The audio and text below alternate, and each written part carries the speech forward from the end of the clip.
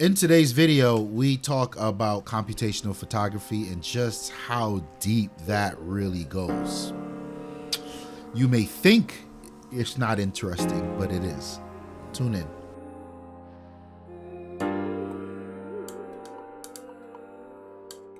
What is the deal, beautiful people?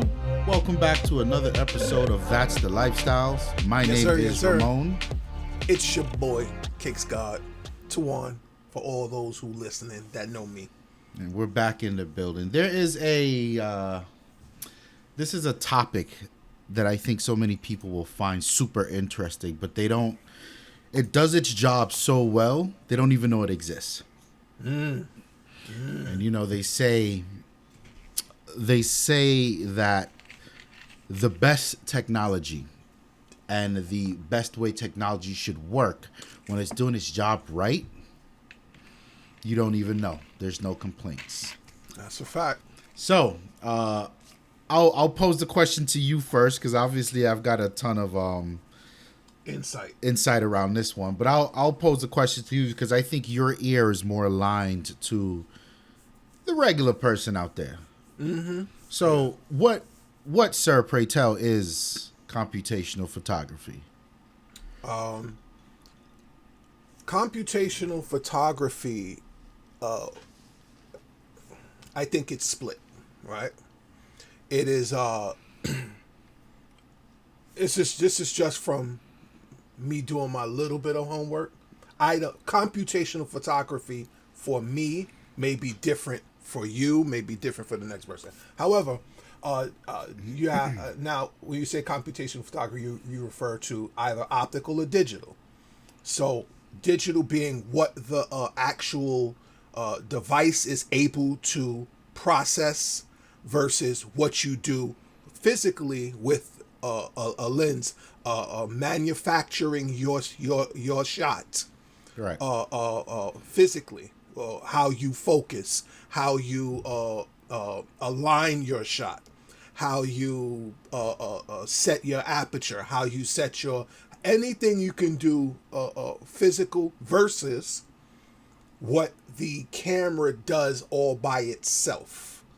Those same things, or let's say even your smartphone. Your smartphones do computational photography absent the user.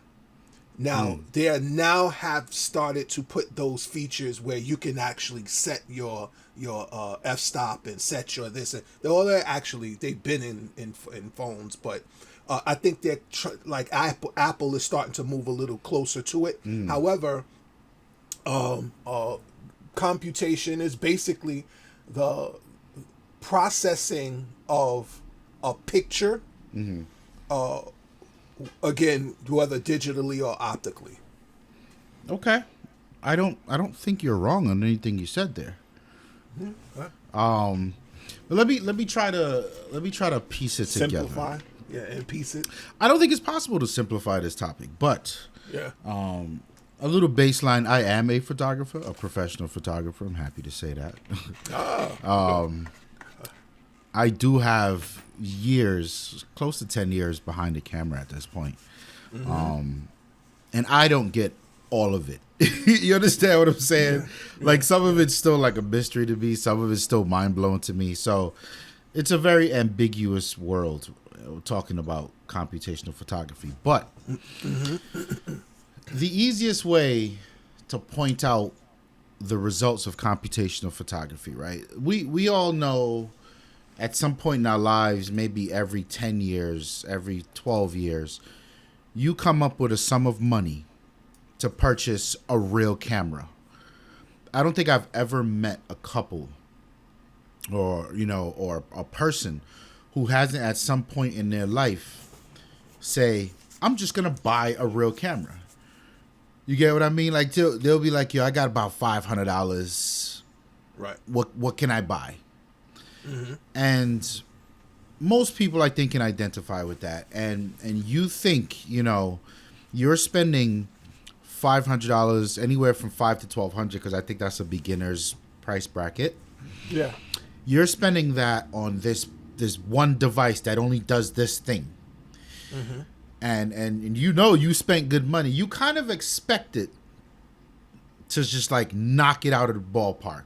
Like you kind of expect to see pictures you've never seen. Like, oh shit, this is it. This is why I spent that money, right? Right.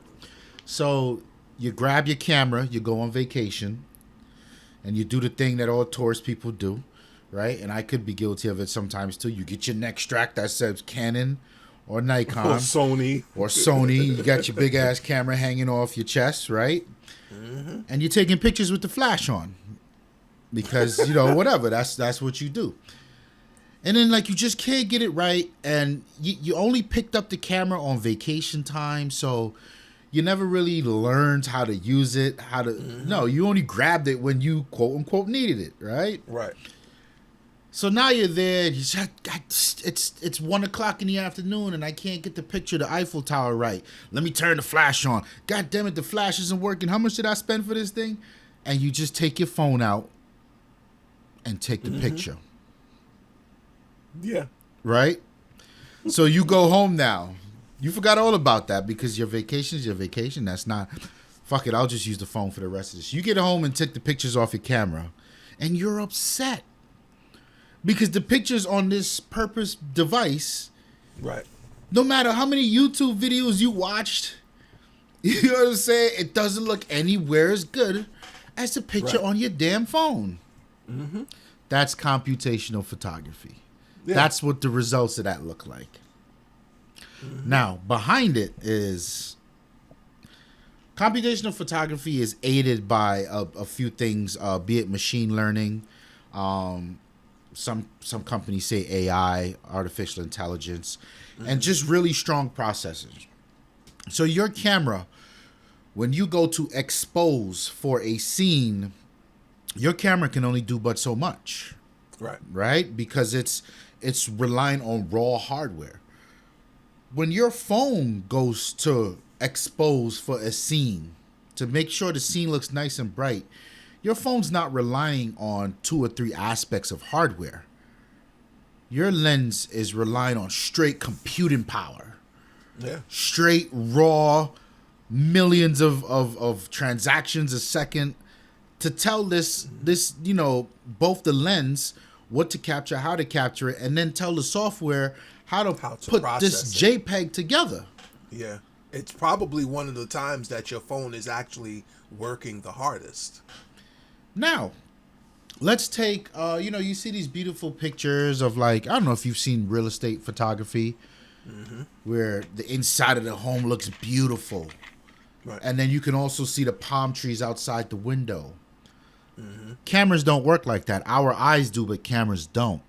Right. So what you call that? You call that an HDR image, high dynamic range. Might sound similar to people with iPhones, right? The premise behind a high dynamic range image is you take multiple images of the same thing at different levels of brightness. Right? And it's a little tricky how it works in the mind. So when you take an image that's damn near black, all you're saying is, I don't care about what's black, I care about what I can see in white. Mm-hmm. Because that relates to the highlights in the image. Right. You've got the most amount of detail in the brightest thing in the image at its darkest point. And then vice versa. So when you take the really, really bright image, you won't be able to see very vaguely, very faintly will you see the dark spots. But when you can see those dark spots, that's where all the detail in that image is.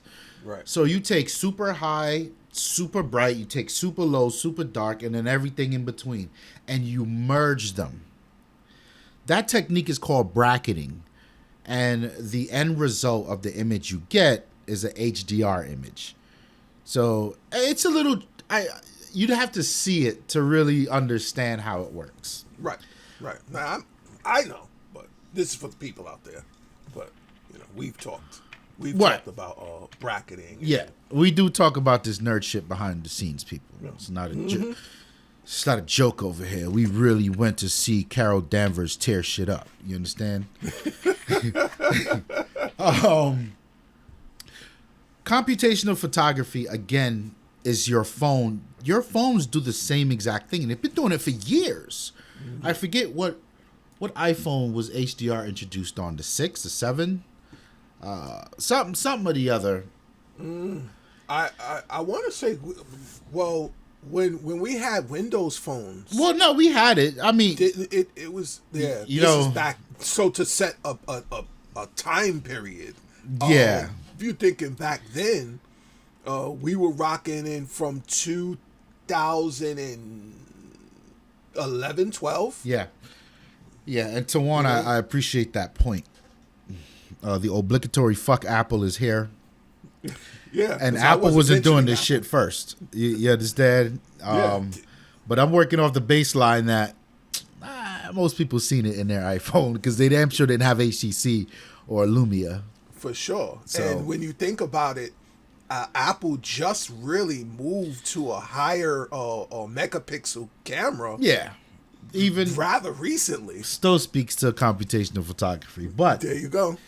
the reason you don't see any of that, because when you're doing this bracketing technique, right, that's me sitting at the camera on a tripod, manually taking, 6 or 7 images. I'm exaggerating. Some of my cameras got the mode where you press it and it takes them all one. And then I got to get them in post in Lightroom or Photoshop. I got to select them and I got to merge them and I got to edit them, right? I'm doing all of that for something that your phone does for you in less than a second. When you hit that button on the iPhone, specifically, I'm talking about the iPhone 12 because I think they really figured it out here. Not to say they didn't on the other ones. Yeah, no, But- it's well more advanced on the 12 now. And we'll get into that neural engine and all that crazy shit very lightly because that's heavy nerd shit. I don't got the answers, Sway. But your phone takes up. I've seen upwards of 15 images of the same thing, whether you need it or not. Like this is where we are in the computing power. Whether you need it or not, it's already snapped 15 images. Yeah. Then fuck it, why not? You know what I mean? Take 30 if you want, I don't care. And it spits these images back to you in less than a second. That's mind-blowing. Now, I've been bitching and moaning for some time. That scenario I explained where you go out and you get this $1,000 camera only to take your phone out and get the shot at a more acceptable rate for yourself. I feel that as a photographer. I've got like 7 cameras running around here, and each of my cameras have their own purpose and blah, blah, blah. I'm bitching and moaning for the last 2 years about why can't these camera manufacturers do what the cell phone cameras are doing, right? And here's here's what makes it so infuriating. Apple and Google with the Pixel are challenging image quality of cameras with sensors that are 20 times their size. So when you look in the lens of a camera, or like a real camera, you'll see a sensor size not this big, but around the size of a business card, right? Shameless plug, by the way. Shameless plug. Yes, very shameless plug. When you look in the, I don't even know if I have anything this small here. When you look at the sensor in the cell phone, it's literally like the size of a pea, if that big at all. How are these dudes challenging? Forget that. If the camera manufacturer would put this computational photography in their cameras, we would be walking around with the ultimate tools. Yeah. And I'm not saying this versus, I'm not saying this to say you differentiate yourself from the mobile market and blah. No, I'm saying it because I want this type of power in my camera. You understand what I mean? So that's in a nutshell what computational photography is. A lot of people been asking me about this for a long time, and I think one, it's always some things. I feel like some things in life happen where you're forced to sit down and recognize the marvel. Right. You know what I mean? Like, yo, this is dope. Look how crazy this is. I think photography on the cell phone is one of those things for me. Like, look how crazy results you're getting off of something in your pocket. That's a communication device. Right. So Like for me, like when it comes, like when I sit down and I think uh detail for detail, here I have this iPhone whatever. Cuz I would say with, and I would probably not get any argument between the 12 and the 11. I have the 11. He just got the 12. The 12. I'll be jumping to the 12 soon. I decided to, because whatever. Um, both camera systems are relatively good. Like there isn't that much of a margin, but the where it matters it is. That's why I'm going for it. But at the end of the day, it's pretty much the same. So, when it comes to taking pictures of uh, random things, I think when it to have your cell phone in your pocket, and then, we've talked about this, Ramon, to have your cell phone in your pocket and the ability to capture a shot that is at least 25% to almost 50% as good as a shot from my Sony or your Sony or Fuji or what have you. That's saying something. You know what I'm saying? Like, to see where we are now to where we were, let's say back when we had HTC Windows Mobile. All right, those were just like, hey, it's a smartphone. Stick a camera on there, see what happens, yeah, and that's it. I You agree. want to just take a picture, whatever. But now we're in a world of Instagram, and we're in a world of Snapchat, and we're in a world of people emphasizing the life around them, be it them or their life around them, their immediate life around them. And what better way to express the life around you than to have a cell phone in your pocket that takes fantastic shots, Yep. and like where you can't, it's not practical to pull your $3,000 Sony A7R out of your wherever, because you probably have to get it. But I think that is what that is where the battle, if I'm even allowed to say it, between cell phone photography and actual photography. There's a term for it. I know you know it. The difference between picture taking on a cell phone or picture taking Oh, on an actual. they call it Yeah. like snapshots or images or whatever the fuck. Yeah. So like the argument between the two, like that's where it it stops. Yeah. You know, practicality. Because the average, like, I mean, and I don't walk around with my camera like probably like I should, or just walk around with it as much maybe as you may walk around with your camera. You're about that life. I take pictures, but I'm usually taking pictures of sneakers and things like that. I will be getting into something, maybe like getting shots of people walking with their sneakers or what have you, and whatever. So if that's the case, then I'm going to have my camera Yeah. on me, and I'll do that because I know I can't get the shot that I'm looking for from my cell phone. But again, it's person to person. You have to measure your needs at the time, and we know when it's all said and done and when I think about it, and I think cell phones do a very good job at baseline computational photography. I'd say even You know? better, even more than Yeah. baseline. Yeah. You know, so You hit the nail on the head there. So, to put some structure around what you said, there are two worlds that's starting to emerge right now, and I think it's very interesting. The the people who are using cameras, who are more inclined to reach for their cameras, these people are being purposefully creative. right. Right. And Right. once upon a time, it had to be, you have to have a camera to get a decent photo. That sort of just went straight toward the smartphone world now.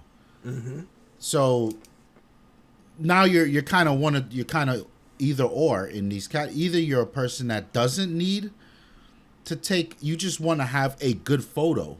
Right. It's not a creative, it's just no, I just, this is a memory for me and I want this to be as well represented as it possibly could. Or you're a person who, I'm here to distort what I see in a creative manner. Or Right. I'm here to portray what I see in a creative manner. And because of this, I think the camera industry, which is already suffering, is going to get smaller and smaller and smaller. The computational photography world is going to get stronger and stronger and stronger. And then we're in a situation where I don't know. I don't know what to equate this to. You know what I mean? Like, Yeah. give me a tool that we used to use, but its functionality is being transferred into something that's not that specific tool. It's just a tool in a toolbox. You get what Right. I mean? Like, Right. I don't know if I mean, I guess we could give it some thought in a 2 hour long conversation. Me and you could figure it out. Right. But nothing's jumping out at me where that's happened in my life, I should say, or Yeah, it's like where the camera is the hammer, it's efficient, it works. It's almost like the cell phone becomes somewhat of the Swiss Army knife. right, exactly. You know, you may not be able to hammer something in with a Swiss Army knife, but you definitely can screw it something in, and if that were the case. The point is you can get it in there. Yeah, that is the point. Right. That is the point. It's just a wild dynamic. I don't know how long you want to talk about. No, we can wrap it up. You know, it's a wild dynamic. Yeah. Just understanding I guess, I can maybe sum it up with this. Both have their limitations, Absolutely. and Trust me. Absolutely. and so where you're limited to the phone's ability to capture and computate, if that's a word, a photo versus an actual camera, and again vice versa. It's Yep. There's plus and minuses, and we're not getting into the crazy details about Yeah. lenses and all that crazy, like For sure. whatever. The one thing Just I just bare talked, bone. I just thought about was I think computational photography is at the forefront of everything we do today, Yes. especially in social media. Absolutely. Because it allows you to capture a great representation of what you saw, but it removed that layer of, I got to get home, I got to plug it up into a card reader, I got to transfer it on the computer, I got to edit it to make Practicality. sure everything is nice, then I can post. Like, no, these things are going straight to wherever, however. And then there's also another side of it where it's very damaging, where you've got people on the Snapchats and the Instagrams and they're taking selfies in real time with real filters of like makeup and shit. Like that's it's altering how people see themselves in real time. Yeah. So, this computational shit goes deep. It does. You really see how far the highway goes with computational and its relevance towards what tool you're using to capture your images. Yeah. You know. But make sure you just do yourself a favor, look into it when you get a chance. It's something very interesting, and you know, next time you take a picture or you go live on whatever, you know, just give a nod to the crazy nerd ass people over there at wherever these computational geniuses live. You know what I'm saying? Yeah. And us. I'll take a nod. Shit. Yeah, you know, take like a little salute. Tip We your see hat, y'all good over sir. there talking about it. You know what I mean? A little tea, pinky up. Yeah. Some essential water, alkaline. Yeah. Anyway, my name is Ramon. It's your boy Tawann, Kickscard for those on Instagram. We out of here, man. Peace. Peace.